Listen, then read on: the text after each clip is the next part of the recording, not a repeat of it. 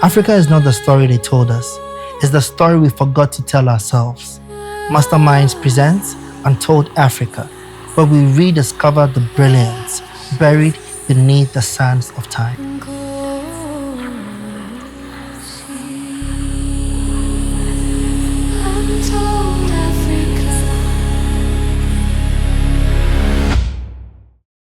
Did you know that one of the richest individuals in recorded history wasn't a modern billionaire, but an African emperor who controlled gold, trade routes, and taxation across half a continent over 700 years ago? His name was Mansa Musa, and his story is so unbelievable that some historians once called it a myth. But it happened, and it changed the world. In the early 1300s, West Africa was home to a kingdom called Mali. Its empire stretched wider than most of Europe, filled with farmers, traders, and scholars living along the Niger River. When Mansa Musa became king, he inherited an empire already rich in gold and culture. But under his rule, that gold flowed like a river. The Mali Empire supplied half of the world's gold mined by African hands, traded through African routes, and valued by every foreign market from Cairo to Venice. But Musa wasn't just rich, he was visionary. He believed that wealth meant nothing if it didn't build something lasting. In 1324, Mansa Musa decided to make the holy pilgrimage to Mecca, the Hajj.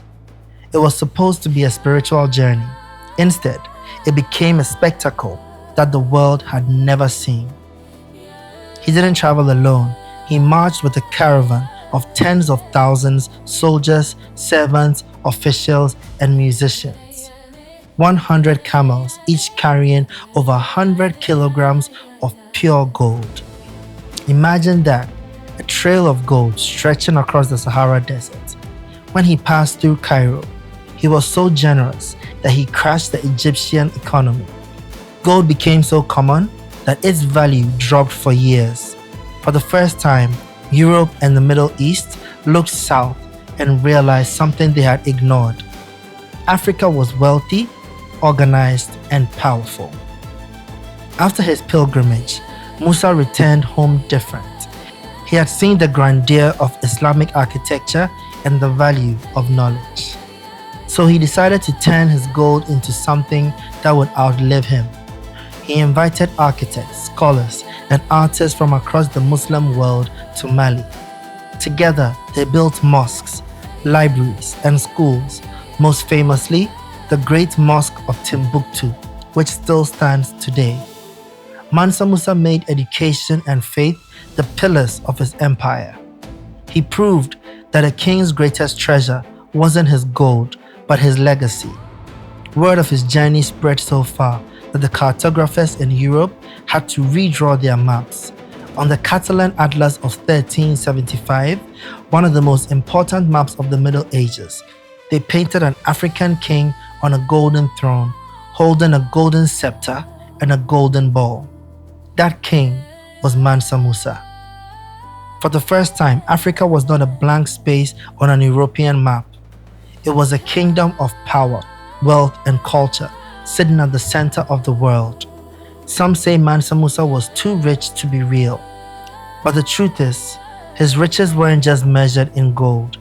They were measured in what he built: schools, mosques, communities, and a legacy that still echoes today. He showed the world that Africa's wealth wasn't a miracle. It was management, discipline, and vision. He reminded us that being African was never about lack. It's about abundance. Abundance of resources, of culture, and of possibility. So when you hear stories of kings and empires, remember the one who made gold look cheap. Remember Mansa Musa, the man who showed that Africa didn't need to borrow its greatness from anyone. This is Untold Africa. And remember, you come from greatness.